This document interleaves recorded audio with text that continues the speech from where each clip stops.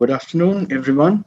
And in the best interest of time, I think we should move on with the topic, which is when, what, and why to operate in neuroblastoma. I would have been happy if had would have it would have said that how to operate, but it's only when, what, and why. So I would restrict myself to these questions. So a patient of neuroblastoma comes to us. The best way to assess the thing is operable or not, or whether you want to operate or not, is imaging. And imaging, it's the choice of the surgeon, which imaging he is comfortable with. For cavity, usually we are very much comfortable with a CT scan. And whenever there is an intraspinal extension, the preferred modality of imaging is an MRI. So the imaging will tell us the presence of something called as the image defined risk factors. Image defined risk factors, these are the factors which are basically a surgical risk factors. And if you see the table of image defined risk factors there, according to the sites, there are different types of risk factors. But we can conveniently divide a group or group these image defined risk factors as most of them are, majority of them are vascular. That is, the tumor is encasing or involving the vessel in some way. The next common is the infiltrative. The tumor is extending or infiltrating into the adjacent tissue. And then there is the neurogenic, when the tumor is extending into the intraspinal canal with more than one third of the intraspinal canal extension. And the compressive, which is usually the airway compression. And then there are some others like extending into body compartment, etc. So, but we can group these image defined risk factors as one of the four. Now, if how do these image defined risk factors look like? If you see here on the left side, that's both the renal vessels. The central white thing is the aorta, and the white things extending from the lateral borders are the renal vessels. Both the renal vessels are encased in this. On the right side, you can see the tumor is extending into the root of mesentery. The big white spots, what you're seeing, those are the celiac and the SMA artery. Uh, some other examples here, the on the left screen, the aorta is completely encased, and the other one, we have the celiac and the SMA totally encased by the tumor. And this is a scan which shows the tumor is infiltrating into the porta and the gastrohepatic ligament. So these are some of the examples of presence of IDRF. When we say these things are present, we say that IDRF are present. Example of a mediastinal neuroblastoma, wherein you are seeing the large mass in the thoracic cavity, and on the right screen there is the mass is extending into the spinal canal. The extension is more than one third, and only if it is more than one third, we say that IDRF is present. Another several level of intraspinal extension are present in this case of a large mediastinal neuroblastoma. An example of the cervical neuroblastoma, you're seeing the carotid vessels are completely encased within the tumor. Another example, on the left side, you are seeing the pharyngeal pharynx is compressed. Lower down, the airway is also compressed. So we say this is compression of the airway, and this is also an IDRF. A cervicothoracic neuroblastoma, where we're seeing the vertebral artery is encased within tumor. So we say IDRF are present. Pelvic neuroblastoma, on the left side, you are seeing the left common iliac vessels and the external iliac completely encased. On the right side, you are seeing a large mass in the pelvis, which is extending outside into the buttocks through the sciatic notch. Also, it is extending into the sacral canal. So, how do we say when to operate? When you have a picture like this, so we rely on the IDRF. So when the IDRFs are present, we say it is L1. Sorry, if it is absent, we say L1. So you can operate. So here, when IDRF are absent, you can operate. And when it is present, I actually have written the reverse way, but L2 disease, when the IDIF are present, in that case, you have to reconsider surgery. It is not that you should not operate, you can operate, but you have to reconsider the surgery. Exceptions to this rule, L1 and L2, is when you have a situation where you are having a ganglioneuroma or a ganglioneuroblastoma, which we know are not that chemosensitive, or rather, they are the differentiated form, and chemotherapy is not required in them, and they are managed with surgery alone. So, when you have a ganglioneuroma, a GN or a GNB, even in presence of IDRF, they may be a candidate for surgical resection. Then there are special situations where the surgeon is called, and those may not definitely be related for tumor removal. Like, for example, in stage 4S neuroblastoma, where the liver is too enlarged, causing a compartment syndrome. Here, you don't resect the tumor, you just do a laparostomy, bring out the liver, remove the compression, and initiate the treatment in the form of chemotherapy. And then there is a condition wherein there is neurological deficit associated with intraspinal extension. Now, it is not necessary that all intraspinal extension will have a neurological deficit.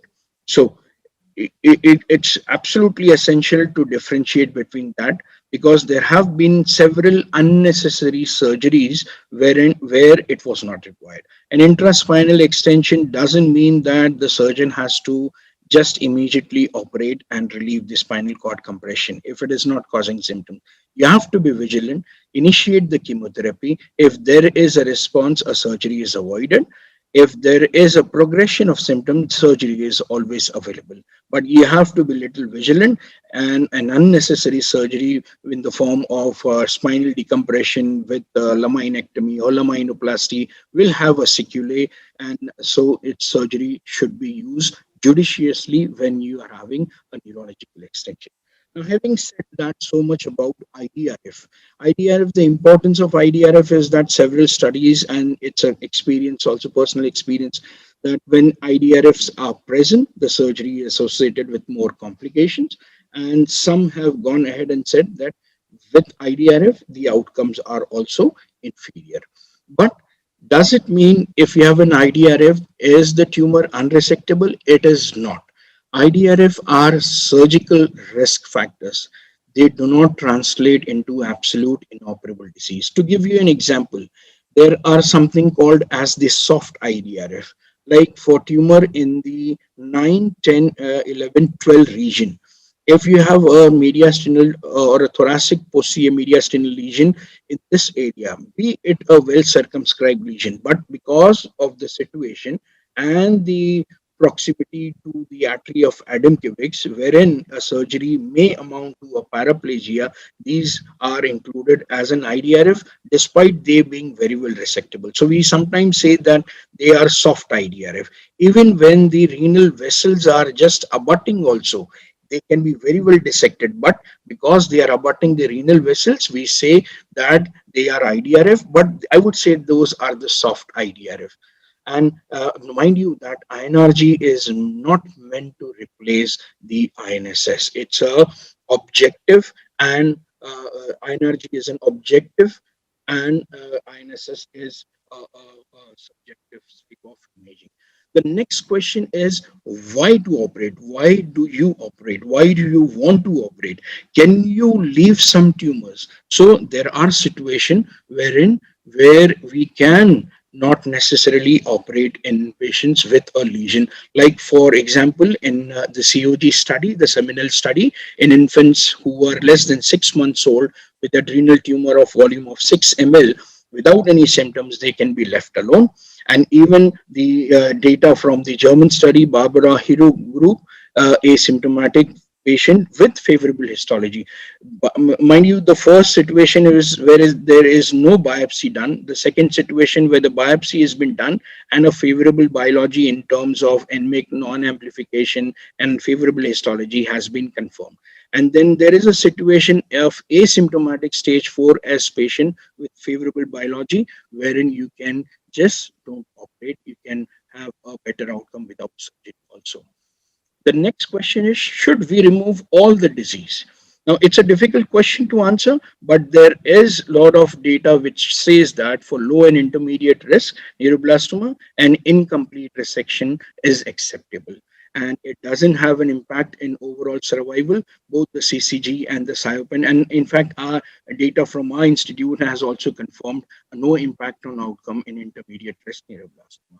For the high risk neuroblastoma, there is a variable evidence.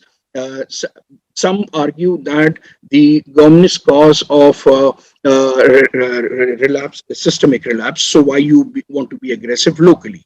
And But the goal of surgery has to be a safe, complete excision without endangering any other adjacent organ, because these are the patients who will go on to receive the bone marrow transplant and intensive chemotherapy and immunotherapy.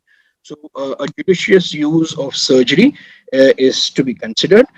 But there is some data both from the COG, the Von Elman and Keith Holmes have also published the SIOPEN experience, where they have said that the outcomes are better with a complete excision as compared to incomplete excision.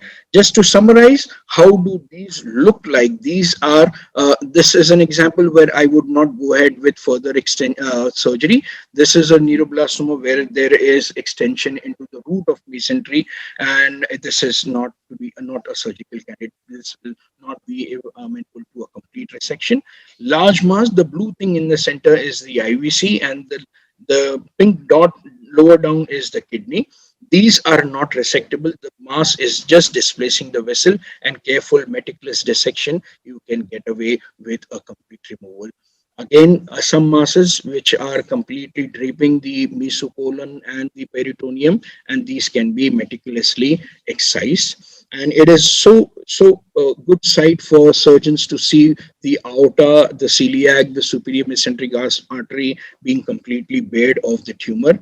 Again, a right-sided tumor which has been excised completely, and the aorta, the common iliacs, the inferior mesenteric arteries are visible. Um, in very rare situation, you might have to resect the vessel. In this patient, the abdominal aorta was very friable, and it was required to be replaced. A pelvic neuroblastoma, wherein the vessels, the common iliac vessels, have been skeletonized. This is a mediastinal neuroblastoma with an intraspinal extension on the left upper hand, and we don't necessarily remove all those. We can very well leave them behind if it is a low and intermediate risk neuroblastoma. Sometimes you may encounter the thoracic duct in the right lower picture, which can be clipped. Cervicothoracic neuroblastoma approach is very important. If you have a better approach, you can resect them. Cervical neuroblastoma, though a region of the common iliac, a common carotid vessel in the internal carotid, it can be dissected very well. Thank you for your kind.